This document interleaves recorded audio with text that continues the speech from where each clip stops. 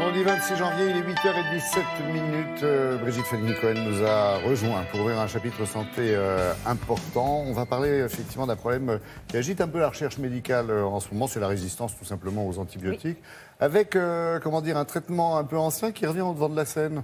Exactement, et qui s'appelle la phagothérapie. C'est quoi Effectivement, peu de gens savent ce que c'est, je vous rassure. C'est l'utilisation de virus pour soigner des infections. Et ces virus, ils sont présents dans la nature. On les appelle les phages ou les bactériophages. Ça veut dire bactériophages littéralement qui vont manger les bactéries. Donc ce sont des virus capables de tuer des bactéries, en particulier des bactéries résistantes. Vous l'avez dit, la résistance aux antibiotiques, c'est un problème crucial actuellement. C'est-à-dire qu'on peut avoir des patients qui ont besoin d'antibiotiques. On essaye un premier antibiotique, ça ne marche pas. Un deuxième, ça ne marche pas. Un troisième, ça ne marche pas. Ça veut dire que les bactéries ont développé des résistances. Elles se sont débrouillées en quelque sorte pour modifier leur patrimoine génétique et devenir insensibles à ces médicaments. Donc, ça veut dire qu'on va nous soigner en nous rendant malades? On en met un virus supplémentaire? Non, mais c'est des virus qui vont vous soigner. Alors, ce traitement par ces virus a été découvert au début du XXe siècle. Il a été finalement abandonné dans la plupart des pays aujourd'hui, y compris la France. Il reste d'actualité dans certains pays de l'Est. Mais en France, il y a quand même des équipes de chercheurs, de médecins qui s'intéressent à la phagothérapie.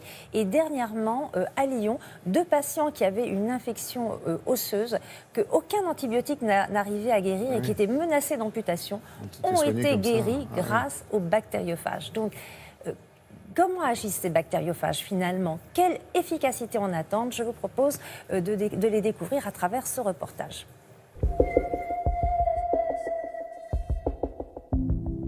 Les bactériophages sont des virus tout à fait particuliers qu'on trouve partout dans la nature et qui ne s'attaquent qu'aux bactéries, ce qui n'est pas du tout le cas des virus que l'on connaît habituellement, comme le virus de la grippe ou de la rougeole par exemple, qui vont atteindre les cellules humaines et entraîner des dégâts chez l'homme. Les bactériophages se présentent sous forme de solutions liquides habituellement et ils peuvent être administrés par toutes les voies habituelles des médicaments. Par voie orale, par la bouche, par voie respiratoire, par des aérosols. Ils peuvent être administrés localement quand on a une plaie, une infection osto-articulaire. Ils peuvent également être administrés par voie intraveineuse. Ces bactériophages peuvent être utilisés lorsqu'il y a une résistance aux antibiotiques, puisque cette résistance aux antibiotiques n'interfère pas sur l'action des bactériophages. À partir du moment où on a un bactériophage actif sur une bactérie, qu'elle cette bactérie soit résistante ou pas, ça marchera et donc on tuera les bactéries. Vous avez ici une boîte de pétri sur laquelle on a mis des bactéries et on voit un grand trou ici et ici. Ce sont les bactéries qui ont été détruites par le bactériophage. Alors, les bactériophages peuvent également être utilisés sur des bactéries qui sont sensibles aux antibiotiques, donc en complémentarité. La bactérie, dans les infections chroniques, est entourée de ce qu'on appelle un biofilm qui protège les bactéries des antibiotiques.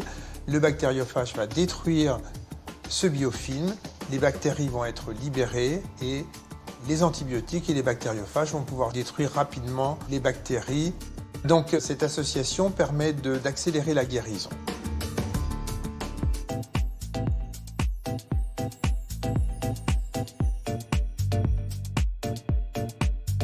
Les bactériophages sont utilisés depuis plus de 100 ans avec une grande efficacité puisque nous avons de très nombreuses publications montrant cette efficacité, quel que soit le type de l'infection. Ils ne sont plus utilisés en France et dans les pays d'Europe de l'Ouest et aux États-Unis, puisqu'il n'y a pas de produits fabriqués selon les normes des agences du médicament. Et aujourd'hui, les seuls produits disponibles sont à titre expérimental et en particulier en prévision d'essais thérapeutiques à venir.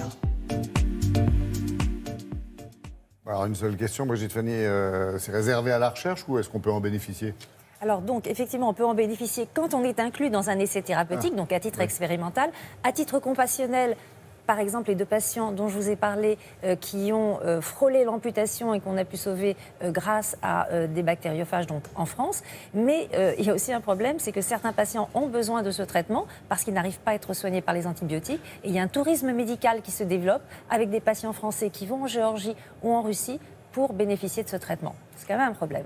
Oui, effectivement, oui, vous avez raison de le souligner. Merci Brigitte Fanny pour toutes ces informations et ces précisions.